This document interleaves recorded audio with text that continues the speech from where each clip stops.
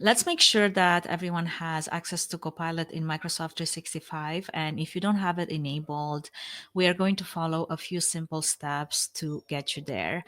First step is going to be navigating to Microsoft 365 in the browser, and you're going to want to sign in if you're not signed in. Once you are signed in, you are going to go into where your apps are and navigate to the top left corner, which is the app launcher, and go to find more apps. And once you're in the more apps, you're going to see several apps at the top of the screen.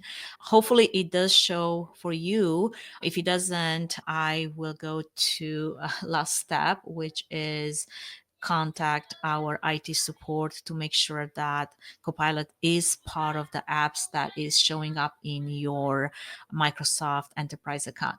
So once you're here, make sure that you pin it, and that way it will show up on the left-hand side ribbon. So next time you want to access it, it's going to be an easy button, and that will show up also in your Teams and other places where you navigate to. I would test it with a simple prompt such as draft an email to a speaker about availability for an upcoming event. Obviously, this is a weak prompt. However, it gives you what you're looking for, and that is the fact that Copilot is indeed enabled into your account.